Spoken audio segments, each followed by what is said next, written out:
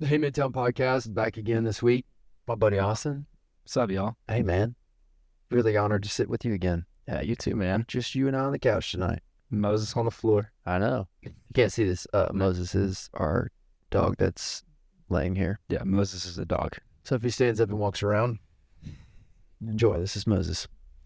Hey, man, we've been having like pretty cool conversation. We hope that you guys have enjoyed like every episode. We encourage you, like I said, just to send in comments, questions, thoughts. Like if you want a topic you want to talk about, like let us know. Yeah. And some of y'all have done that individually. Appreciate that.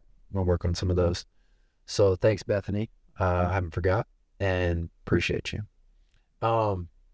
We were talking about just sitting here for a second. We want to just have kind of a random conversation, but random not. I think maybe we all could resonate in this place, in this time of day. We were talking about experiencing like a heaviness. Yeah. We just don't know what to do with it sometimes in our life. And you could be doing all the right things, saying all the right things, and yet feeling a little heavy. Yeah. And didn't know we were kind of talking about that, but maybe we're both kind of dealt with that at times. Definitely. And what do we do about that? That's kind of what we want to get into. Before we get into what we're going to do about it, let's talk about like what does that feel like and see if it resonates with people who are listening. Yeah.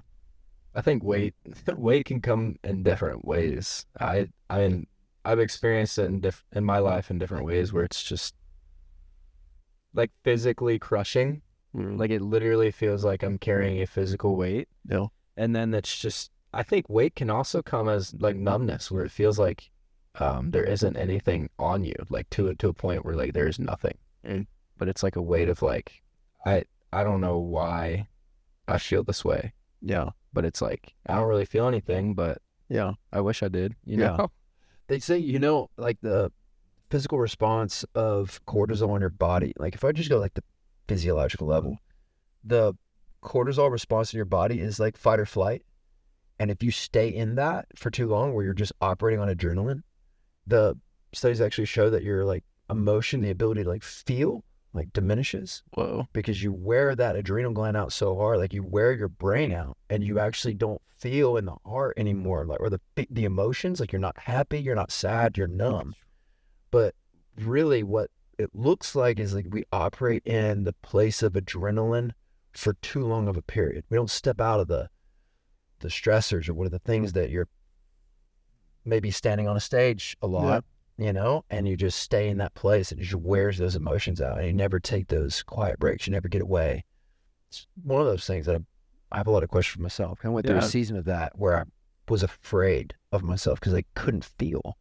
Whoa. I couldn't laugh. I mean, I would smile and I'd laugh, but like I wouldn't feel anything, like feel nothing. Stand on stages and say and talk and have conversations, but really genuinely, man, I was afraid of my state of being because I don't feel anything. Wow. Maybe that's an interesting conversation maybe for later, but Yeah, that is super interesting. And I think that could come from, other forms of spiritual attack or weight or Sure. whatever, yeah. But I think recently, like that's been what it is for me, is it's been like not numbness, but just like, dude, I don't know what this is, but it's heavy. Yeah. And I feel like it's like rushing me, and it's like, Do you feel like, have you seen a common thread of when you begin to feel the weight? Like, is there similar things that are happening in life? I would say yes until recently. For a while I felt like, oh, there's this event coming up, prepare, but then it kind of became unpredictable. And I think that adds weight to it too, when it's unpredictable. Yeah. I understand that. I think I didn't really experience, I experienced some levels of weight, but staying in a consistent responsibility for me, I had to work through a lot of my own thoughts about what that meant. Oh yeah. And as somebody who can be labeled as an achiever myself, I want to achieve at the height, and I want to have the victory in everyone's eyes around. And that pressure that I put on myself to like have the achievement, the win, proved to be something that almost became debilitating in my life. Like, where I don't want to do this anymore. Yeah. Because I can't handle having to win so much. And I think I'm going to die inside, you know? Yeah. And, Wow. yeah, I didn't experience that until I had a responsibility that I couldn't get out of. And I was like not forced. I said yes to an invitation from a church to carry a big responsibility. Yeah. In an American context where a pastor like is literally good at everything, or supposed to be good at everything. Great counseling, great communication skills, great at business, great at conversations one-on-one, great morally, great with their family, great in public and great in private. You like, think about it, like that is, whoa. And if you begin to like show any signs of weakness, people are like, whoa, you're not really like the man of God that I want to follow, because like there's a weakness.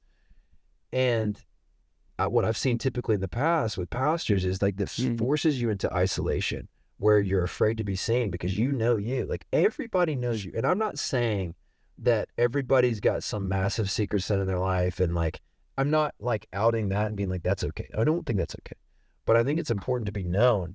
And when it's dangerous to get known, I think it's super dangerous. Yeah. And I think we have to understand that we're all human, man. Like, Yeah. we're all human. But my safeguards are being next to you. Yeah. Like being really known and having That's these good. conversations that when it does get heavy, you're like, bro, it's heavy. Yeah. And I'm like, all right, let's talk about what's heavy. Yeah. And then, can I lift anything for you? Yeah. You know, like there's something kind of great about that. Like, oh, I'm sitting with you, bud. Yeah.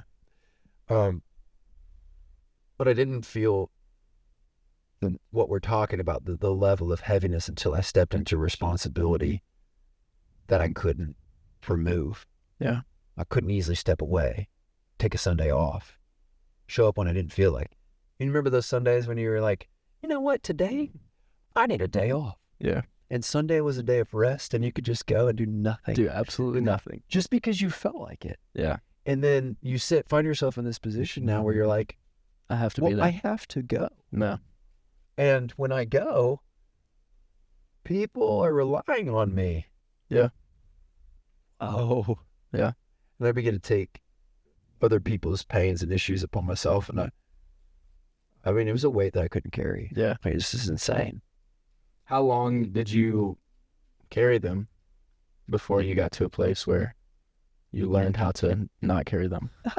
I think I'm still in the Yeah. process of learning.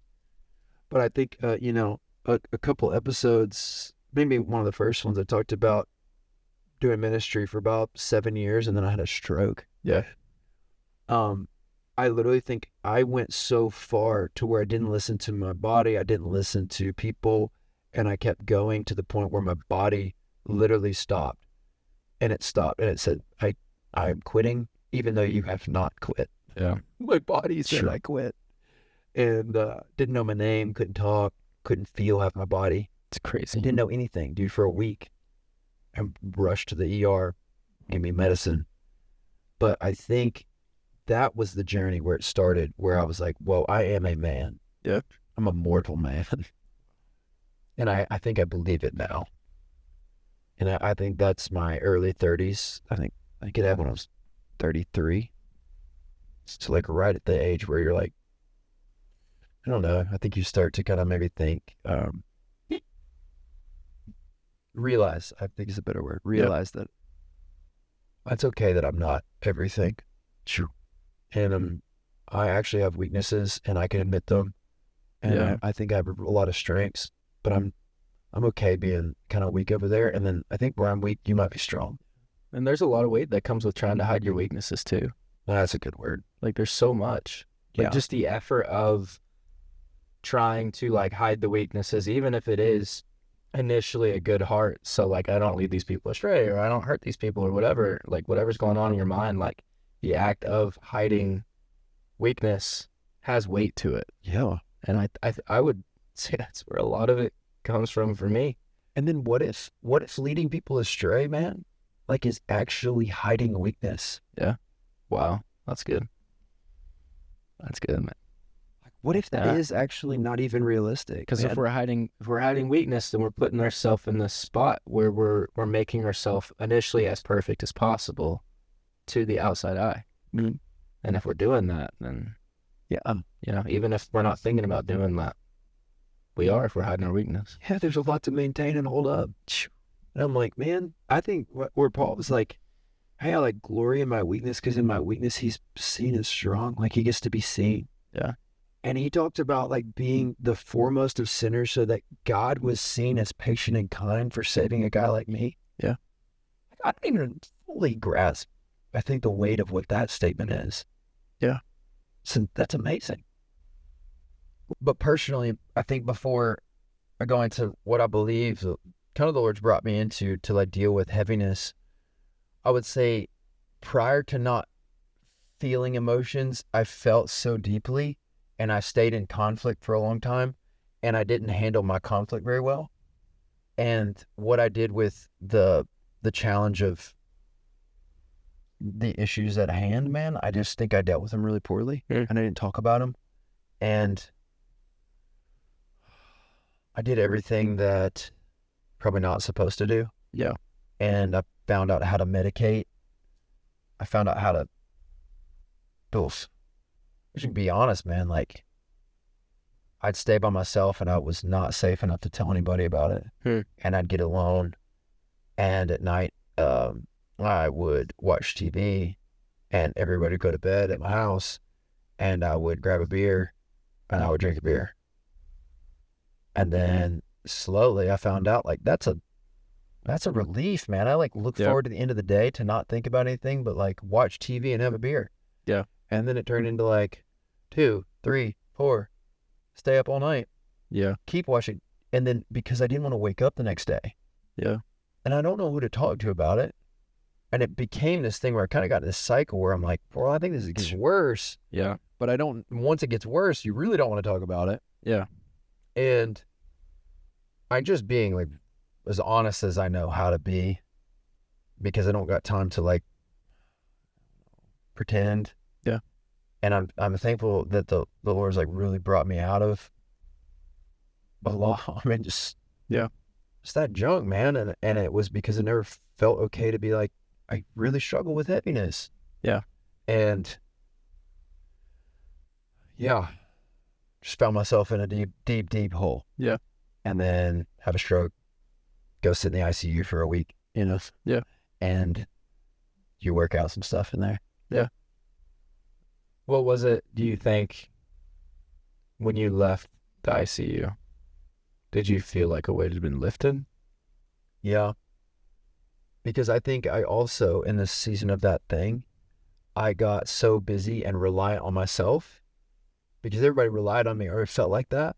So I relied on myself. And do you know what went first? What like left my life first was my time alone with the Lord. And that's where ministry began for me.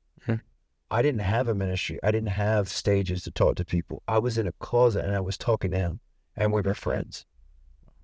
And when I got so focused on the weight or the job or the responsibility, I had to maintain what I was doing and it took a lot of energy. And I slowly but surely took all of that and put it on myself. And I didn't have time for him because I was busy and I was important. And I'm doing important things. And so in the ICU, the thing that I didn't have anymore was responsibility.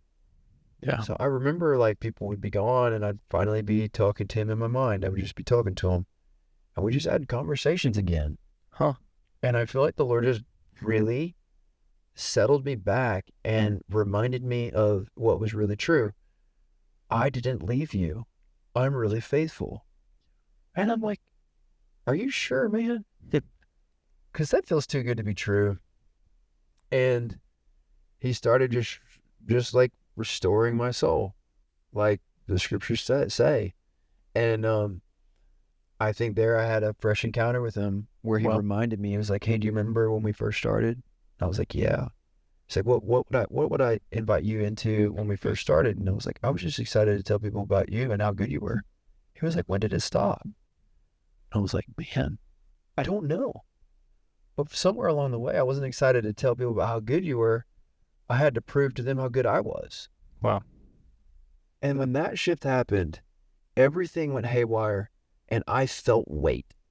But in the beginning, man, I felt no weight because it was just joy that I wanted you to have. Yeah. The lift that I got from him, I wanted you to have it.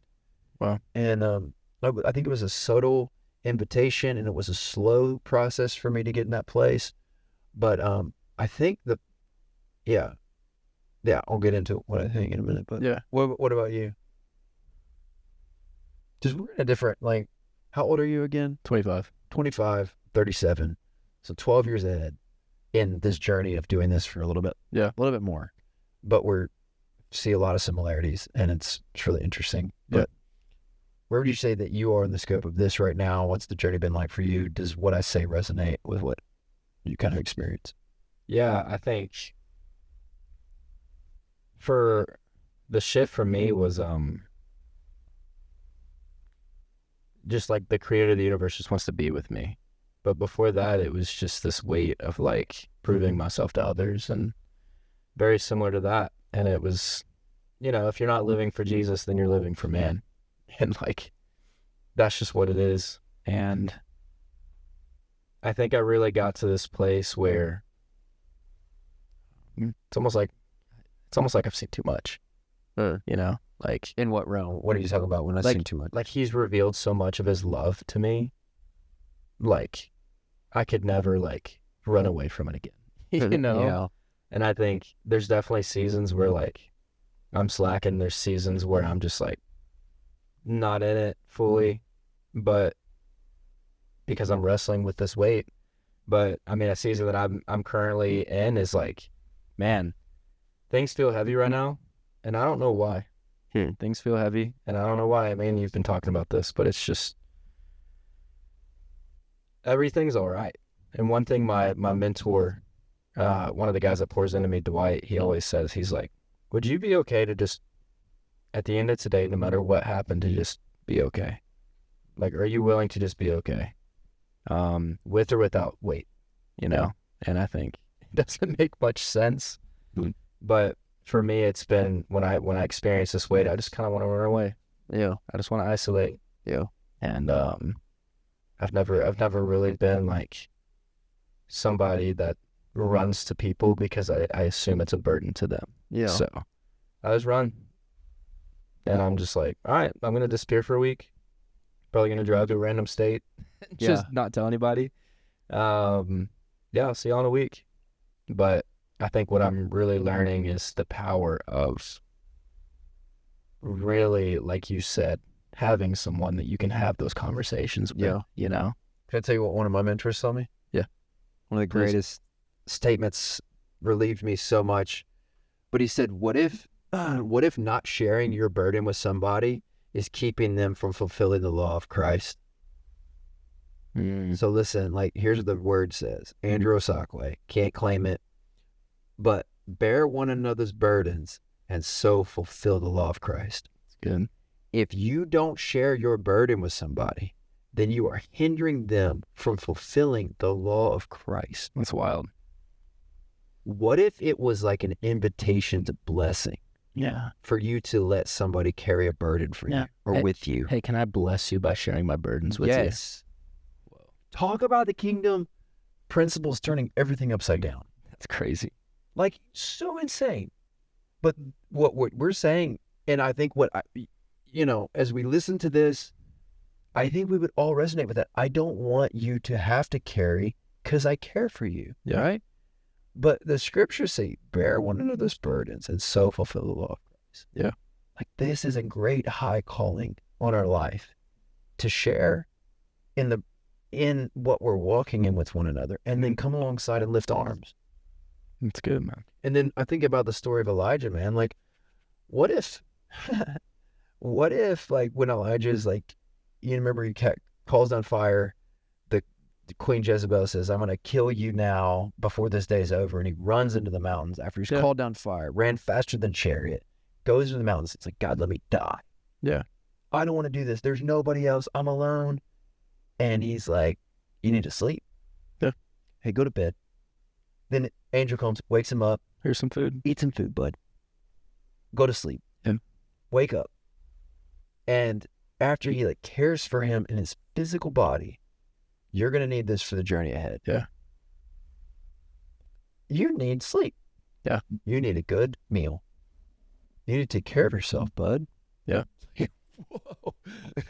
Are we allowed to say that? Like, or is that like hyper spiritualized? People say like, oh, just give everything and, die. I'm like, yes and no, and take care of yourself. Yeah. And maybe you need a nap and find great blessing in a nap and a meal. Yeah. Like enjoy it with. Yeah. There's something important. Yeah. And I love that story too, because the angel says like you said, you need this food or the journey will be too much for you.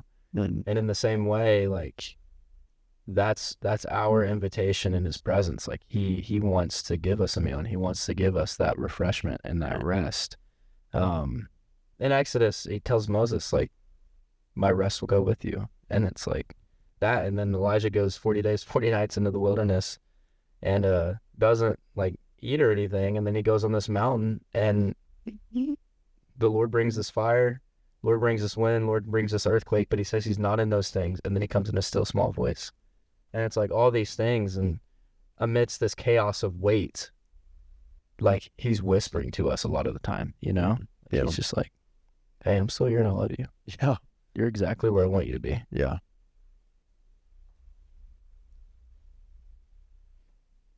But yeah, man, it's so good. It's really good, man. And I do believe that there is importance in coming to people that are able to bear weight. Mm. You know what I mean? Like, I think there's some times where we just like bring this out to somebody and, they're not quite ready for that weight. And I do think there is a level of discernment to know who's able to handle what I'm carrying, like who's able to counsel me or pray for me. And I'm maybe a little bit of a weird case where I believe in the physical and I believe in also like the absolute weird supernatural things where I've seen like this literal spirit of heaviness be lifted and people who are like calling on prayer and calling for like even like presence that's come upon or like afflicting to come off and leave. Like, yeah. I believe in all those things. I believe it's a level of discernment to go, all right, what are we dealing with and how do we deal with it? Yeah. Like, what do you really need right now? Good. And maybe it's all the above. But have you found like any, like when you're doing this, and we'll kind of wrap it up and like bring it full circle for people that are listening, like we're like, man, I feel heavy, and maybe it's a job, maybe it's family situation, maybe it's like something you're going through, maybe it's no reason at all, I just feel heavy. What have you done to say, man, like this has helped me in my heaviness, and I've just seen it like this? Yeah. I think everything you just said, like people in my life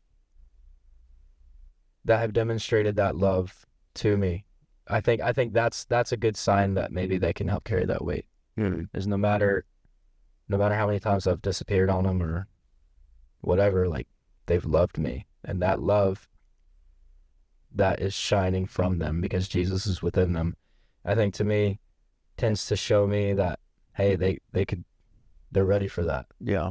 And whenever I have those conversations, I'm always like, there's so much resistance going into those conversations, but the moment I even say it and they start speaking, like I feel the weight, like leaving me. Yeah.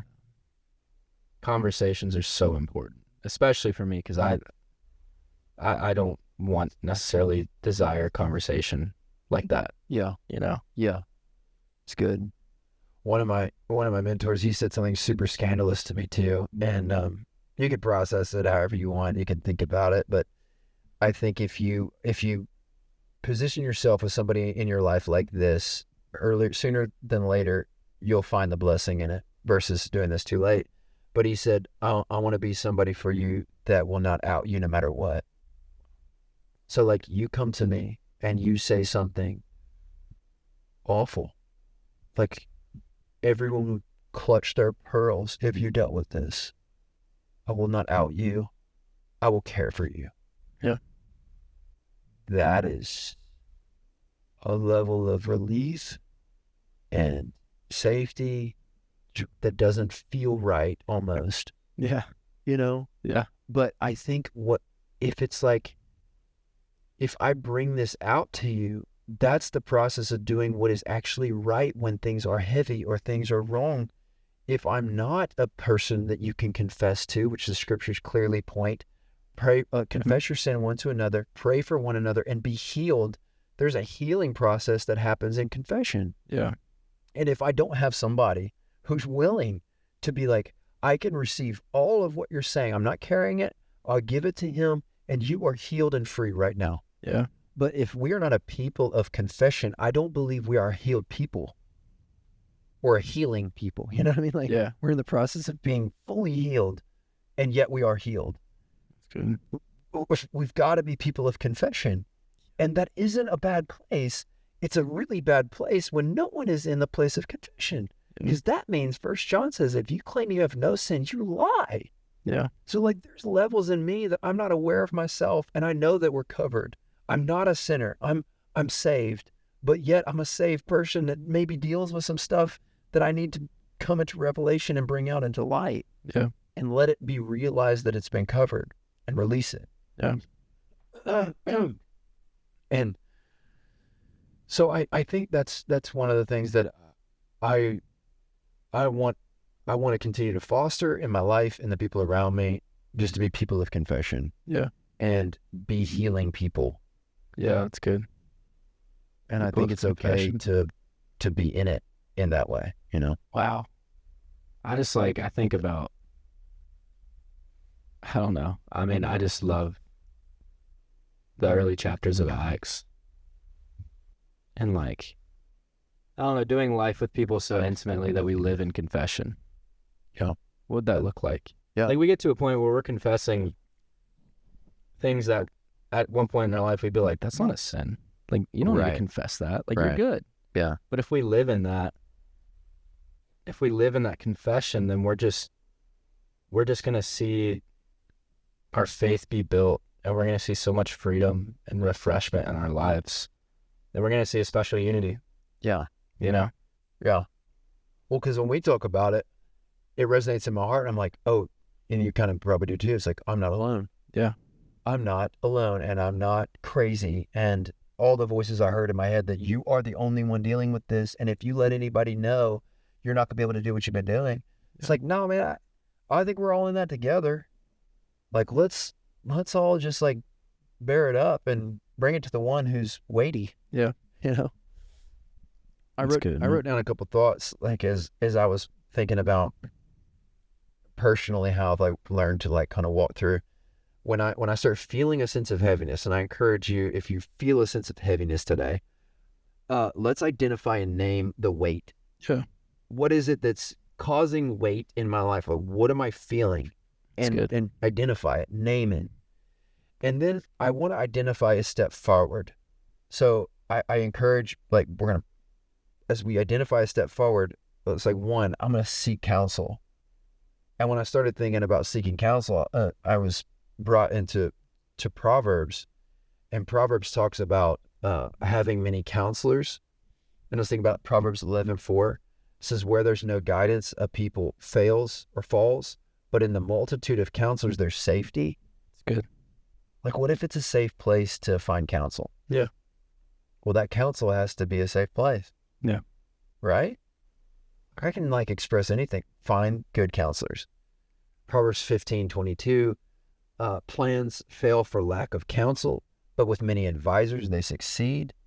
Proverbs 24:6, for by wise guidance, you can wage your war, but in the abundance of counselors, there's victory. Like, so, man, I'm going to see victory. I'm going to see healing when I bring this out to somebody else. Yeah. There's going to be healing from the heaviness. So healing is almost like, seems to be, a level of healing is dependent upon relationship with somebody else. Yeah. It's very interesting. And it's not a lone survivor kind of story in the kingdom of heaven. It's not what we're invited into. And so when I think about that, like, so I'm going to name the weight. I'm going to identify a step forward. And the way I identify a step forward is I'm going to seek some good, wise counsel. Yeah. And I'm going to express that. And then the second thing in identifying a step forward, there is a personal element where I get alone with my Father and I talk to him about it.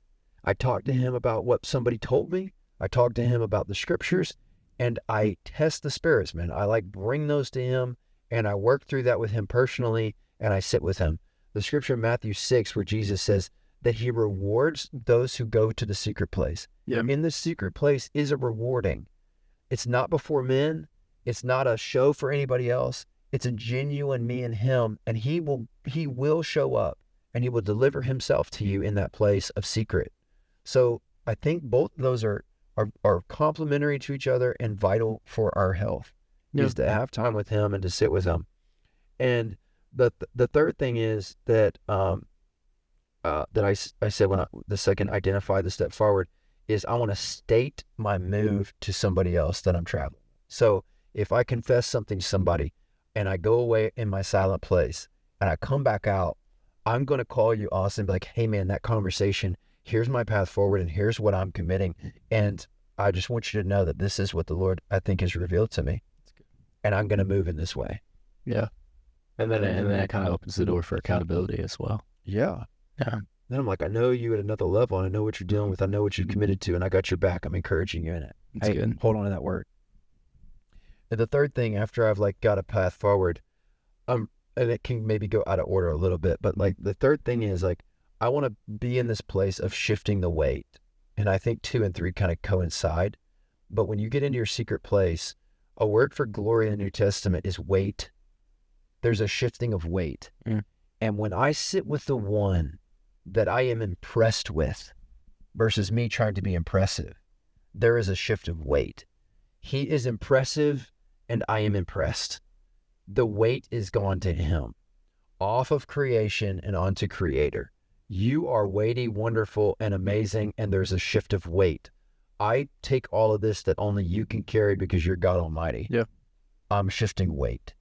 And then if I shift weight and he's impressive, I find myself thanking him because like, man, you are great, you are wonderful, and I find myself in praise. Yeah.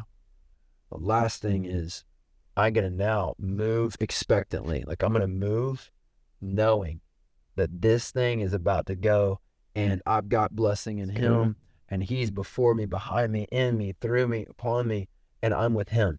Lord, it's in your care and I know you care for me and you're going to walk with me like a shepherd walks a sheep. It's good. I trust you. It's good. It's so good, man. This is a great conversation.